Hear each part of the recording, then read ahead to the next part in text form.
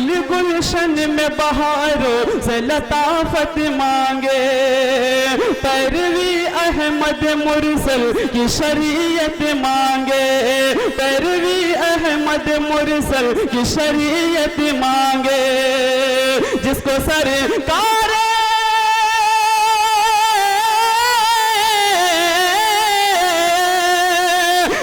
سرکار دو عالم سے محبت ہی نہیں، جس کو سرکار دو عالم سے محبت ہی نہیں، اس کو کیا حق ہے کہ اللہ سے جنت مانگے، اس کو کیا حق ہے کہ اللہ سے جنت مانگے۔ بسم اللہ الرحمن الرحیم، الحمد للہ الذی وحدہ والصلاة والسلام على نبی لا نبی بعدہ۔ قال النبی صلی اللہ علیہ وسلم، حضرات گرامی اور میرے عزیزوں اور دوستوں، وقت کافی ہو چکا ہے، میں بہت مختصر الفاظ میں دینی تعلیمی بورڈ اور اس کے متعلق کچھ گفتگو کرنا چاہتا ہوں۔ خطبے میں اس لیے میں نے حدیث چھوڑ دی ہے کیونکہ میں اب بیان کروں گا کہ خیرکم من تعلم القرآن وعلمہ، تم میں سب سے بہتر وہ انسان ہے جو قرآن کو سیکھے اور سکھلائے۔ یہ حدیث بار بار آپ سنتے ہوں گے۔ اصل میں دینی تعلیمی بورڈ جمعیت علماء کی ایک ذیلی شاخ ہے۔ ہمارے موجودہ نصاب میں مدارس میں جو نصاب چلتا ہے اکثر دینی تعلیمی کونسل کا نصاب ہے، اور اس میں بھی جمعیت کی بہت ساری کتابیں ہیں۔ اس وقت سر دست کچھ حالات میں آپ کے سامنے رکھنا چاہتا ہوں کہ امت مسلمہ کا 70% بچہ اسکول اور کالج سے وابستہ ہے، اور ابھی پچھلے دنوں میں جو تعلیمی پالیسی اور جو بجٹ اس کے تحت پاس ہوا ہے اور جو چیزیں قانون کے دائرے میں لائی گئی ہیں، ان حالات کو دیکھ کر کے سچ یہ ہے کہ پہلے سے کہیں زیادہ ہماری اور آپ کی ذمہ داری بڑھ گئی، کیونکہ پچھلے معاملات میں ہر ادارے کو، ہر اسکول کو کسی نہ کسی حد تک آزادی تھی، لیکن اب یہ آزادی اتنی آسان نہیں رہے گی۔ اور اسکول اور کالجوں میں تعلیم حاصل کی جائے، بے شک حاصل کی جائے، لیکن جو سرکاری نصاب ہیں یا اور دیگر تمام نصابات ہیں، یہ یقین سے یاد رکھیے گا اور دل و دماغ میں بٹھا لیجئے گا کہ صرف محض سرکاری اسکولوں کے نصاب یا اسی طرح کالج اور اسکولوں کے نصاب کو پڑھا کر کے اپنے بچے کو پکا مسلمان بنا لے تو یہ غیر ممکن ہے، یہ تو غیر ممکن ہے۔ اب یہ مذہبی تعلیم، یہ دینی تعلیم، اس کے لیے کوئی مدرسے کے سلسلے میں گورنمنٹ اور یہاں کی موجودہ حکومت آپ کی ذمہ داری نہیں لے گی۔ یہ جمہوری ملک ہے، یہاں اپنے تعلیم کا پورا نظام سرکار بنا سکتی ہے، تمام سارے انتظام بنا سکتی ہے، لیکن مذہبی تعلیم کے لیے اس ملک کے رہنے والے باشندے پر ضروری ہے کہ اپنی دینی تعلیم کا نظام خود کرے، اور یہ ذمہ داری کا احساس آج کے وقت میں سب سے زیادہ ہمارے قائد ملت حضرت مولانا محمود مدنی دامت برکاتہم نے ابھی کانپور کے اجلاس میں ایک بات کہی تھی کہ علماء سے درخواست کرتا ہوں کہ آپ 10 سال تک کے لیے نئے مدرسوں کو بند کر دیں، انہیں کھولنا، جو پرانے مدرسے ہیں ان کو صحیح تصویر کے ساتھ کھڑا کریں، صحیح فکر کے ساتھ تعلیم دلانے کی کوشش کریں اور میدان میں اتر جائیں. جو اس لائق ہیں وہ کھڑے ہوں اور گلی گلی کوچوں کوچوں کے اندر اپنے اسکول اور کالج کو قائم کریں. اب مدرسوں سے کہیں زیادہ آپ کے اسکولوں اور کالجوں کی ضرورت ہے. آپ کے ہاتھ میں اس کا نظام ہونا چاہیے. جس کے ہاتھ میں جو نظام ہوتا ہے وہ اپنا نظام نافذ کرتا ہے. میں نے اپنی آنکھوں سے ایودھیا کے کالج کو دیکھا ہے جس کے کالج میں نصاب سرکاری ہے اور نیچے سے اوپر تک پورا مذہبی رنگ میں ڈپا ہوا ہے اور وہ شیوسینا کا اپنا اسکول ہے اور باقاعدہ وہ اپنے اسکول پر اسی منہج پر اسی طریقے پر کام بھی کر رہے ہیں. وہاں کوئی ڈریس نہیں ہے. لیکن مسلمانوں کا حال یہ ہے اگر 2-4 اسکول کھول بھی لیتے ہیں تو وہ مجوسیوں سے اور یہودیوں سے 4 ہاتھ آگے بڑھنا چاہتے ہیں. اس لیے علماء کی ذمہ داری ہے گلی گلی کوچے کوچے میں اسکول اور کالج کھولیں, مدرسوں میں بھی تعلیم حاصل کریں اور جو اسکول کے بچے ہیں وہ ہمارے نظام کے ساتھ وابستہ ہو. کم از کم اتنا تو ہوگا کہ ان کا عقیدہ اور ایمان محفوظ رہے گا.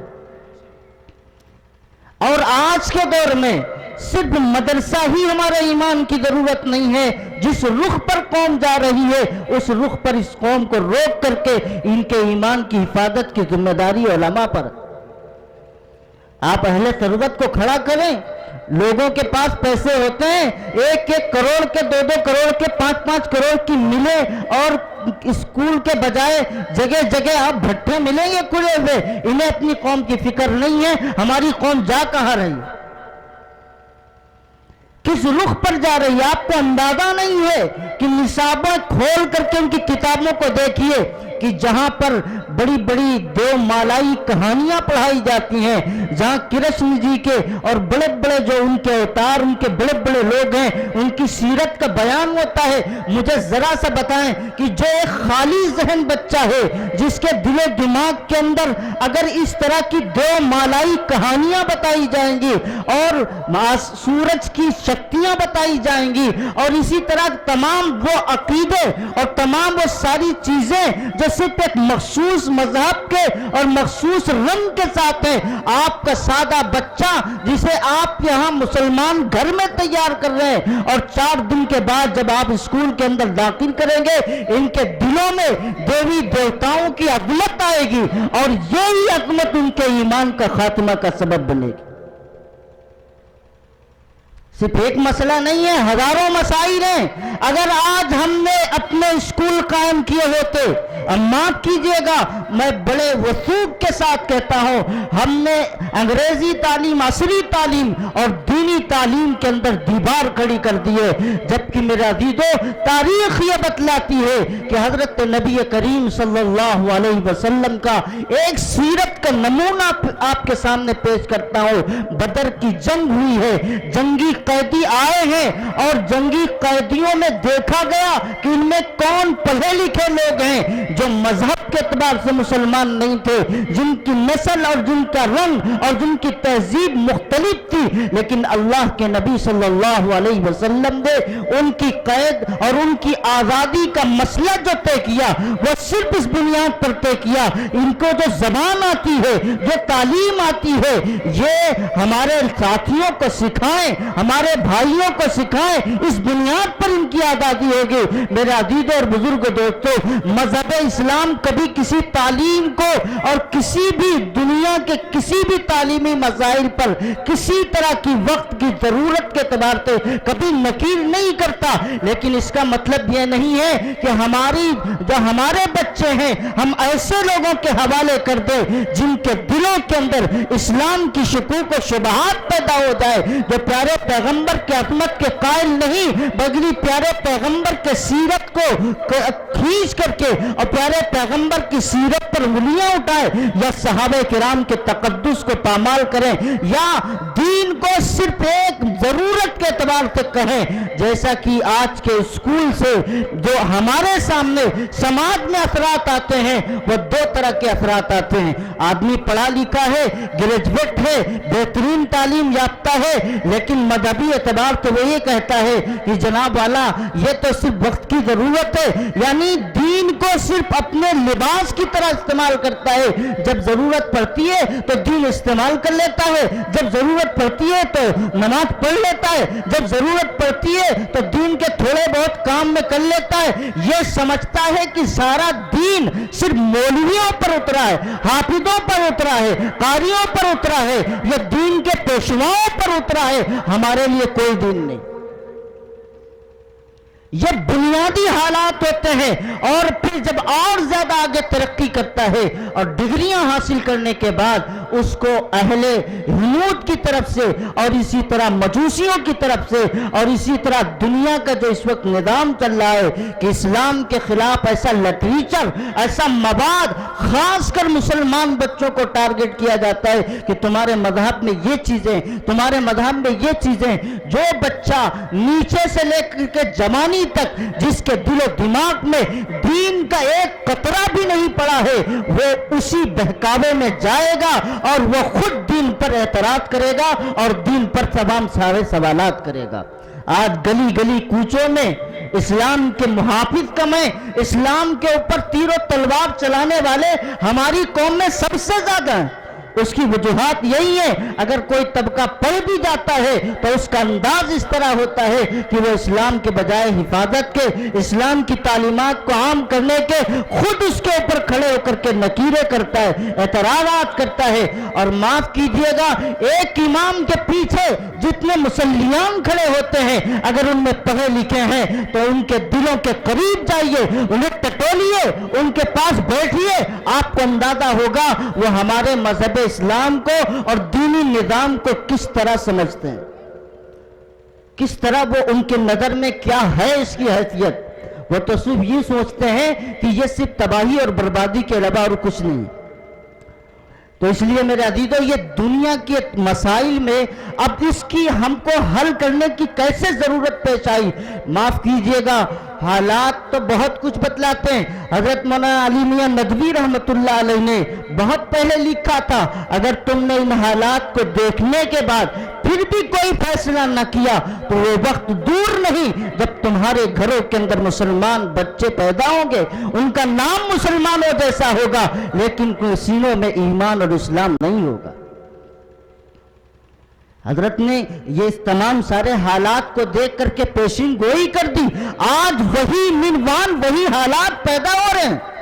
آج اخبارات دیکھیے، میڈیا اٹھائیے، سوشل میڈیا پر روز خبریں اس طرح خاص کر ٹارگٹ کر کے باقاعدہ ان خبروں کو نشر کیا جاتا ہے تاکہ مسلمانوں کے دل و دماغ کے اندر احساس کمتری پیدا ہو اور اپنے آپ کو ذلیل سمجھیں۔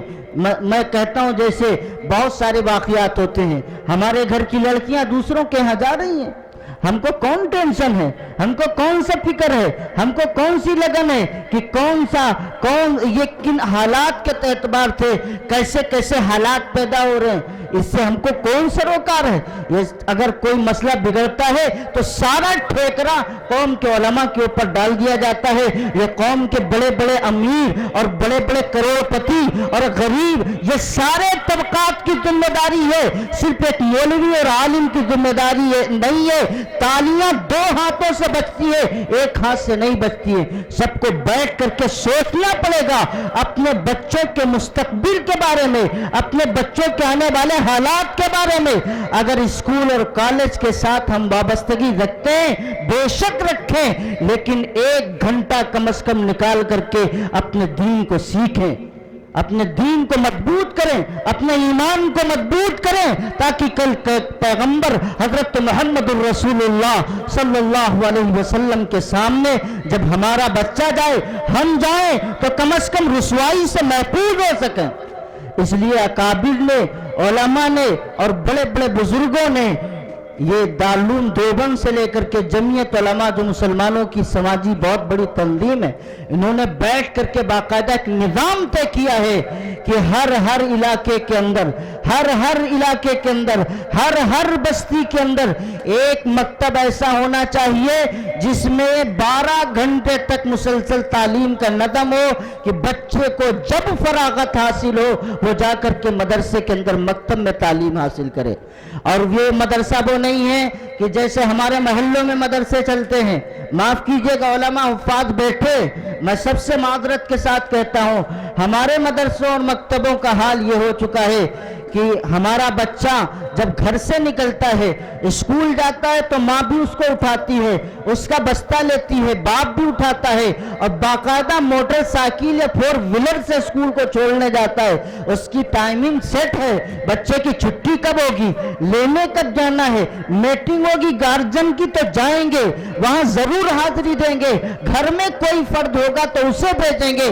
اور جب مسئلہ آتا ہے قرآن پڑھنے کا تو ایک نورانی قاعدہ کوئی پیلا لے کے آتا ہے، کوئی ہرا لے کے آتا ہے، کوئی کالا لے کے آتا ہے، کوئی بغدادی قاعدہ لے کے آ رہا ہے، کوئی کتاب لے کے آ رہا ہے، کوئی نظام نہیں ہے، چٹائی وہی ٹوٹی ہوئی، وہی فرش ٹوٹا ہوا، کسی کے پاس کپڑا ہے تو ہے، کوئی نیکر پہن کے آ رہا ہے، کوئی انڈر ویئر پہن کر کے آ رہا ہے، کوئی کسی کپڑے کے اندر ہے، کوئی نیلا ہے، کوئی پیلا ہے۔ پتا چلا جب بچہ اسکول سے باہر کی دنیا میں آتا ہے اور کہا جاتا ہے کہ تمہیں جا کر کے بچے سے کہا جاتا ہے مسجد میں جاؤ، حافظ جی کے پاس قرآن پڑھ کے آؤ، حافظ جی کے پاس پارا پڑھ کر کے آؤ، تو بچہ یہ سمجھتا ہے ہم جو اسکول جاتے ہیں اس کا بہترین کپڑا ہے، اس کا اپنا ڈریس ہے، بہترین کلردار کتابیں ہیں، ہمارے پاس اچھا بستہ ہے، ہمارے ابا وہاں چھوڑنے بھی جاتے ہیں، بھیا لینے بھی جاتے ہیں، وہ مطلب بہت اعلیٰ چیز ہے۔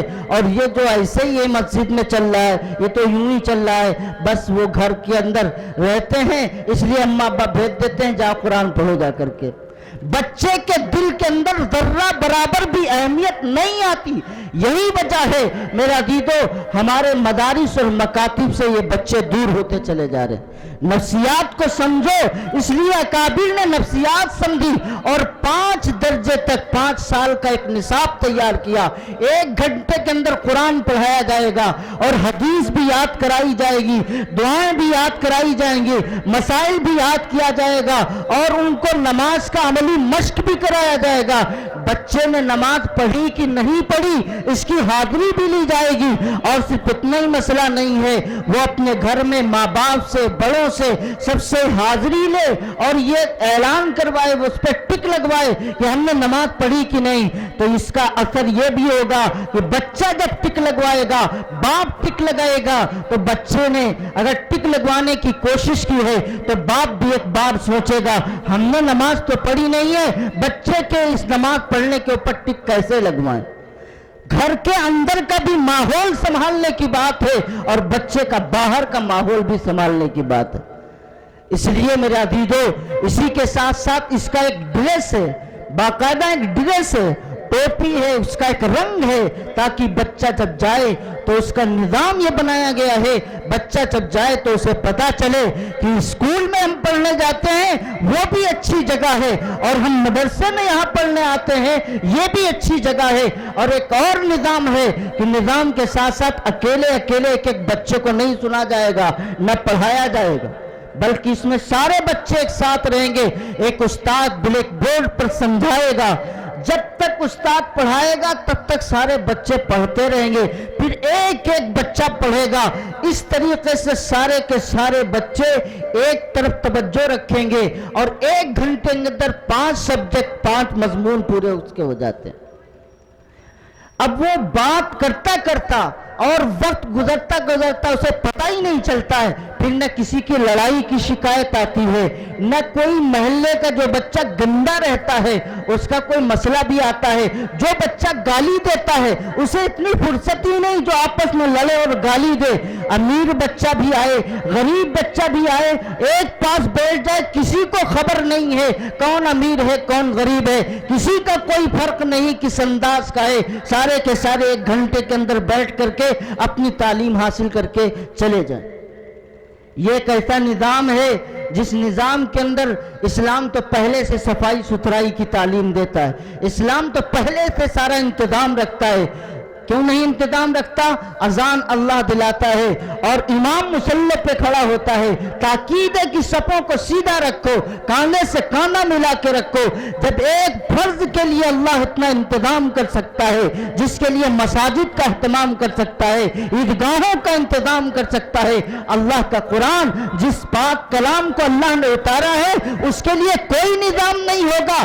کوئی ٹوپی کالی لگا کے آئے، کوئی ٹوپی لگا کے نہ آئے، کوئی کالا کرتا پہن کے آئے اور کوئی پینٹ پہن کر کے آئے، اس کے لیے کوئی نظام نہیں ہوگا، اس کے لیے بھی نظام ہے۔ اور ہمارے اکابر نے اور اس بورڈ کے سرپرست حضرت مولانا مفتی ابوالقاسم صاحب نعمانی، محتمم دارالعلوم دیوبند اور اکابرین نے بیٹھ کر کے یہ نظام طے کیا ہے۔ اس لیے علماء حفاظ سے میری درخواست ہے کہ اکابر نے اس وقت جو حالات ہیں اس حالات کے تناظر میں اپنے بچوں کو کیسے دین کی تعلیم کی طرف راغب کرنا ہے یہ نظام مرتب کیا ہے۔ اپنے اپنے محلوں میں، مساجد میں اس نظام کو پھیلائیں، مکاتب کو پھیلائیں۔ یہ مکاتب ریڑھ کی ہڈی ہے اور جب تک مکاتب کے اندر بچے نہیں جائیں گے، مدرسے والوں کان کھول کے سن لو، تمہیں بچے بھی نصیب نہیں ہوں گے۔ چندہ کرو گے بچوں کا، ابھی ہے وقت، جو حالات چلنے آنے والے وہ وقت ہوں گے، بڑے بڑے مدرسوں میں تالے پڑ جائیں گے۔ اس مدرسوں میں تالے پڑنے سے پہلے مکاتب کا نظام مضبوط کر لو، بغیر اس کی مضبوطی کے آپ کے مدرسے چلنے والے نہیں ہیں۔ ہمارے اکابرین نے 100 سال پہلے مکاتب کی بڑی محنت کی تھی، جس کا نتیجہ آج ہم دیکھ رہے ہیں۔ پورے ملک میں لاکھوں کی تعداد میں مدارس موجود ہیں۔ اب ہمارے مکتب کمزور ہو گئے، اس کی تمام انتظامی خرابی ہے۔ پہلے ہم بیٹھ کر کے چٹائی پہ پڑھ لیتے تھے، اب وہ وقت گیا۔ پہلے ہم ایسے ہی زمین پر بیٹھ کر کے املا لکھ لیا کرتے تھے، اب وہ وقت گیا۔ جو بچہ اپنے گھر میں بغیر چپل کے فرش پر پیر نہیں رکھتا ہے، آپ کی چٹائی پہ کیسے بیٹھ سکتا ہے؟ آپ سمجھیں اس بات کو۔ مدارس کو تو 4 ہاتھ آگے آنا چاہیے تھا، مکاتب کو تو دنیا کے ماڈرن سسٹم سے زیادہ مضبوط ہونا چاہیے تھا، لیکن یہ ہماری انتظامی کمی تھی یا ہم نے کبھی پر دھیان نہیں دیا۔ اب ہمارے اکابر نے پورا نظام بنایا ہے۔ کوشش کریں اور ہمت کریں، ہر علاقے میں مکاتب کو قیام کیا جائے۔ اور دوسرا سب سے بنیادی مسئلہ، 50 روپے پہ کوئی پڑھا رہا ہے، کوئی 20 روپے پڑھا رہا ہے، حافظ جی پڑھا دیں۔ ٹیوشن کے نام پر 100 200 روپے ٹیوشن پڑھا رہے ہیں، گلی گلی کوچے کی خاک چھان رہے ہیں۔ اور معاف کیجئے گا، میں یہ سب چیزیں اس لیے کہہ رہا ہوں کہ ہم نے جا کر کے دین تعلیم کی اہمیت کو گھٹا دیا۔ ایک انگریزی ٹیچر کو 1 گھنٹے کے لیے آدمی 2000 روپے دیتا ہے، ایک مولوی صاحب کو 500 روپے میں سارا انتظام کرا دیتا ہے۔ یہ دین کی اہمیت ہمارے اندر ہے، اس لیے اس نظام کو بند کر دیجئے، ایک جگہ بیٹھیے اور فیس لیجئے۔ اب چندوں کے بابت پر قوم کا جو ذہن گیا ہے، نہ وہ دینا چاہتی ہے نہ کرنا چاہتی ہے۔ اس کے لیے اسکول کے لیے اس کے پاس ساری فیس کے انتظامات ہیں، اسکول میں سب کچھ دینے کے لیے انتظامات ہیں، لیکن مدرسوں میں اس کے پاس انتظامات نہیں ہیں۔ بہت کم لوگ ایسے ہوتے ہیں جو مدرسوں کی طرف توجہ دیتے ہیں۔ اس لیے اکابرین نے یہ فیصلہ کیا ہے کہ یہ مکاتب جتنے بھی چلیں گے یہ خود مختار ہوں گے، اپنے پیسوں پر چلیں گے، ہر بچے سے فیس وصول کی جائے گی۔ اور اس فیس کو وصول کرنے کے بعد مثال کے طور پر 30 بچے ایک مدرس پڑھاتا ہے 1 گھنٹے میں، تو 30 بچوں میں 3000 روپے مل جاتے ہیں۔ دنیا کا بھی فائدہ ہے اور آخرت کا بھی فائدہ ہے، ایک نظام کے ساتھ پورا ہے۔ اور میرے عزیزو، یہ چند باتیں آپ کے سامنے عرض کرنی تھی، بہرحال وقت بہت زیادہ ہو چکا ہے۔ میں تو بہت چیزیں نوٹ کر کے آیا تھا کہ میں آپ کے سامنے رکھوں گا، اور خاص کر یہ مکتب ہے جو آپ کے سامنے چلا ہے۔ میں حافظ جی سے درخواست کرتا ہوں، جمعیت کا جو اپنا پورا نظام ہے وہ آئندہ سال آپ دکھانے کی کوشش کریں۔ ابھی کچھ چیزیں کمی ہیں، اس کے اندر اصلاح کرنے کی کوشش کریں۔ اللہ مجھے بھی آپ سب کو عمل کی توفیق نصیب فرمائے۔ دعا کر لیں۔ الحمد للہ رب العالمین والصلاة والسلام علی سید المرسلین ربنا آتنا فی الدنیا حسنۃ وفی الآخرۃ حسنۃ وقنا عذاب النار ربنا ظلمنا انفسنا وان لم تغفر لنا وترحمنا لنکونن من الخاسرین۔ الہ العالمین ہم سب کے گناہوں کو معاف فرما، الہ العالمین ہم سب کی خطاؤں کو معاف فرما، الہ العالمین ہمارے مل بیٹھنے کو قبول فرما۔ الہ العالمین ہندوستان کے اندر اب مساجد و مدارس کے اندر جو دین کی اہمیت اور اہمیت اور عظمت ہمارے دلوں میں ہونا چاہیے وہ ہم سے رخصت ہو رہی ہے۔ الہ العالمین غیر ہم پر ہر طرح سے قابض ہے، ہمیں ذہنی اور تمدنی معاشرتی ہر اعتبار سے غلام بنا رکھا ہے۔ ملک آزاد ہو گیا، نظریہ آزاد نہ ہو سکا۔ ملک آزاد ہو گیا لیکن ہم اپنی آزادی کے ساتھ اپنے مذاہب کے ساتھ وابستہ نہیں ہیں۔ الہ العالمین ہم سب کو اپنے مذاہب کے ساتھ وابستگی عطا فرما دے۔ الہ العالمین اسکول اور کالج جو بھی چل رہے ہیں، الہ العالمین ان میں جو بھی کمیاں ہیں ان کی اصلاح کی کوشش فرما دے۔ ہمارے اکابر کو، ہمارے بڑوں کو، علماء کو اس میدان میں آگے آنے کی ضرورت ہے۔ الہ العالمین کو ہمت عطا فرما دے، ان کو جرأت عطا فرما دے، اس میدان میں آ کر کے ایسے اسکول اور کالج اور ایسے ادارے قائم کریں جو امت کو ارتداد سے بچا سکیں، جو امت کو کفر کے دہلیز سے بچا سکیں۔ الہ العالمین ان کا نظریہ اسلامی ہو، زبان کوئی بھی ہو، الہ العالمین نظریہ اسلامی ہو، فکر اسلامی ہو، تاکہ وہ دنیا میں بھی مسلمان بنے اور جب دنیا سے جائیں تو ایمان کی حالت میں جائیں۔ الہ العالمین ہمارے نسلوں کے ایمان کی حفاظت فرما۔ الہ العالمین ہماری امت کے ہر فرد کی حفاظت فرما۔ الہ العالمین دنیا کے دشمن اور اسلام کے دشمن، مسلمانوں کے دشمن چاروں طرف سے جال بچھا چکے ہیں، ہم اس جال میں پوری طریقے سے پھنس چکے ہیں۔ یہ احسان ہے ان اکابرین کا، ان بزرگوں کا جو وقت رہتے رہتے وہ ہمیں آگاہ فرما دیتے ہیں۔ ایسی فراست انہیں تو نے عطا فرمائی ہے۔ الہ العالمین ان اکابرین کا سایہ ہم سب پر قائم اور دائم فرما، ان کی عمروں میں برکت عطا فرما۔ الہ العالمین اس ادارے کو، اس مکتب کو ترقی عطا فرما۔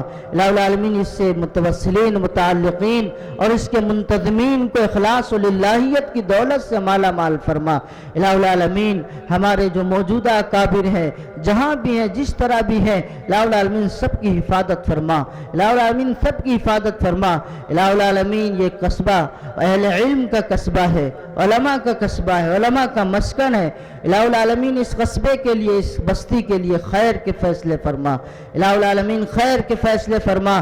ان کا فیض پورے علاقے میں اور پورے حصے میں، پورے ضلع سیدھا، پورا آس پاس کے اضلاع تک پہنچا۔ الہ العالمین ان کے فکر اور ان کے نظریے کو مضبوط فرما، ہم سب کے فکر و نظریے کو مضبوط فرما۔ پیارے پیغمبر جناب محمد الرسول اللہ صلی اللہ علیہ وسلم کا سچا جانثار اور تابعدار بنا۔ الہ العالمین یہ چند ٹوٹی پھوٹی دعائیں محض اپنے فضل و کرم سے آقا دو عالم صلی اللہ علیہ وسلم کے صدقے طفیل قبول فرما۔ ربنا تقبل منا انک انت السمیع العلیم برحمتک یا ارحم الراحمین۔